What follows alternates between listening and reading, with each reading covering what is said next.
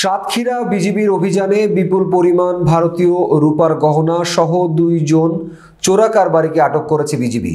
বিস্তারিত আব্দুল ওয়াহাবের পাঠানো তথ্য ভিডিও চিত্রে। বুধবার সন্ধ্যায় একটি মোটরসাইকেল ও 10 কেজি ভারতীয় রূপার গহনা সহ 2 চোরা কারবারিকে হাতে নাতে আটক করেছে বিজিবি। জানা গেছে সাতক্ষীরা ব্যাটালিয়ন 33 বিজিবি এর অধিনায়ক BA 6380 lieutenant colonel Mohammad Ashraful Haque PBGM PSCG এর সার্বিক দিক নির্দেশনায় তলুইগাছা বিওপির একটি বিশেষ আভিযানিক দল 2 জন আসামি সহ 10.125 কেজি রূপার গহনা জব্দ করেছে বিজিবি। গোয়েন্দা তথ্যের ভিত্তিতে জানা যায় যে সাতক্ষীরাস্থ তলুইগাছা বিওপির মেইন পিলার 13 হতে 600 গজ বাংলাদেশের অভ্যন্তরে তলুইগাছা নামক স্থান দিয়ে রৌপ্য ভারত হতে বাংলাদেশে পাচারের উদ্দেশ্যে আগমন করবে।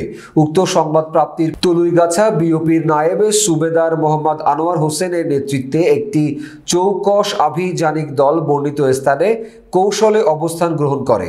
এ সময় বাংলাদেশি নাগরিক মোহাম্মদ জাকির মণ্ডল, পিতা মোহাম্মদ জাহাঙ্গীর মণ্ডল, গ্রাম কেরাগাছি চারাবাড়ি, পোস্ট কেরাগাছি, থানা কলরোয়া, জেলা সাতক্ষীরা, মোহাম্মদ তামিম হোসেন, পিতা আব্দুস সাত্তার, গ্রাম শাহাপুর, পোস্ট লাঙ্গলঝাড়া, থানা কলরোয়া, জেলা সাতক্ষীরাকে মোটরসাইকেল যোগে আগমনের সময় আভিযানিক দল চ্যালেঞ্জ করে।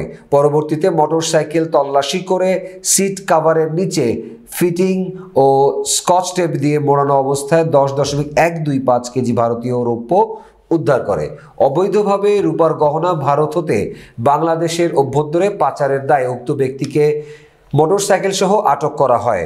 উদ্ধারকৃত রূপার গহনার ওজন 10.125 কেজি, যার মূল্য 21,26,250 টাকা এবং একটি মোটরসাইকেল আনুমানিক মূল্য 2,80,000 টাকা। সর্বমোট সিজার মূল্য 24,06,250 টাকা। এ ব্যাপারে সাতক্ষীরা সদর থানায় মামলা করত আসামিকে থানায় হস্তান্তর এবং রূপার গহনাগুলো সাতক্ষীরা ট্রেজারি অফিসে জমা করার কার্যক্রম প্রক্রিয়াধীন রয়েছে।